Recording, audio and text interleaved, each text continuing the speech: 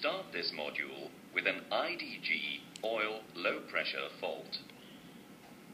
So, let's assume that you are the pilot non-flying. You are in flight and everything is normal. Click on the forward arrow to activate the failure.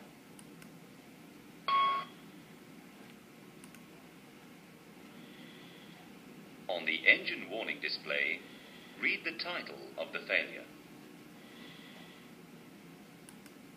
Observe the IDG low pressure indication in amber on the ECAM electrical page.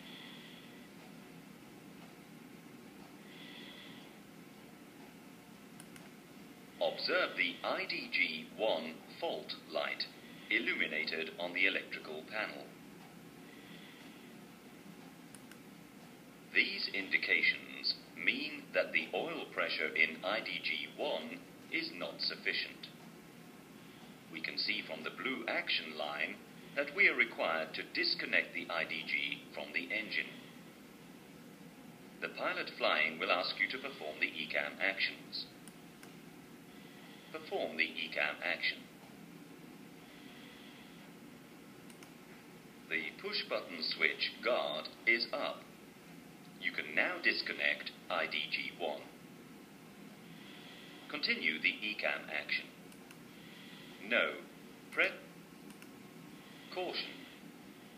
Press the IDG push-button switch until the Gen fault light comes on, but not more than 3 seconds, to avoid damage to the disengaged solenoid.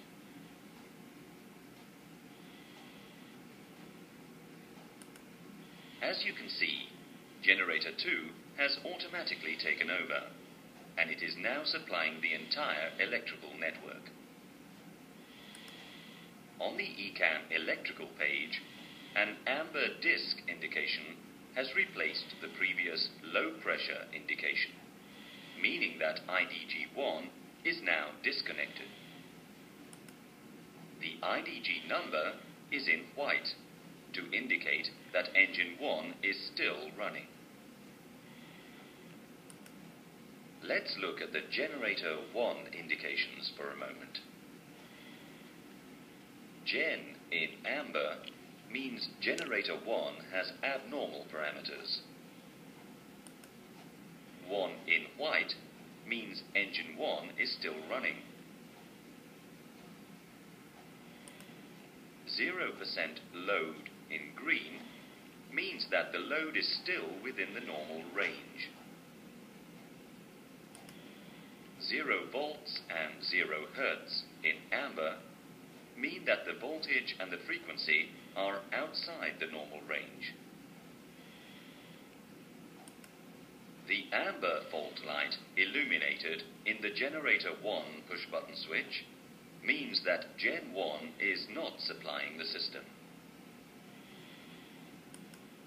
Alongside the Gen 1 box, a white galley shed indication has appeared, meaning that the system has automatically shed the galley equipment to decrease the load on the remaining generator. If available, the APU may be started, and the APU generator can then be used. After review and confirmation from the pilot flying, clear the electrical page. The status page is displayed for review. You can see in the Inoperative Systems column that the main galley and Gen 1 are now inoperative.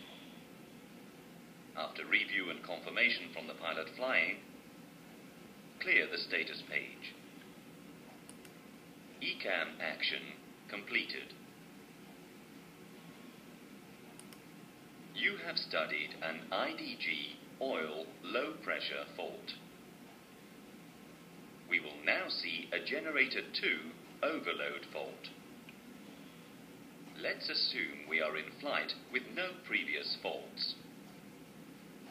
Click on the forward arrow to activate the failure.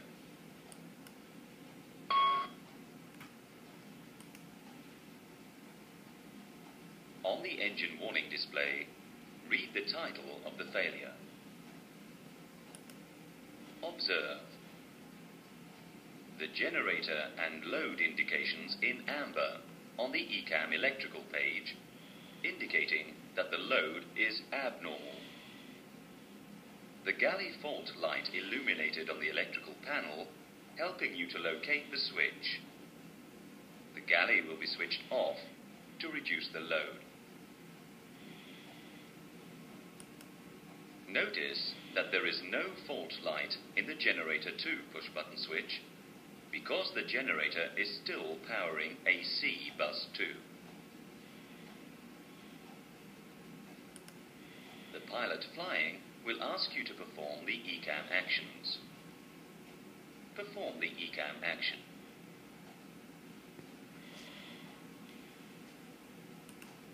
You can see on the ECAM electrical page the galley shed indication has appeared. The generator 2 load is back to a normal value. After review and confirmation from the pilot flying, clear the electrical page. The status page is displayed for review. You can see that the galley is inoperative. After review and confirmation from the pilot flying, clear the status page. No, press the status key or either ECAM action completed.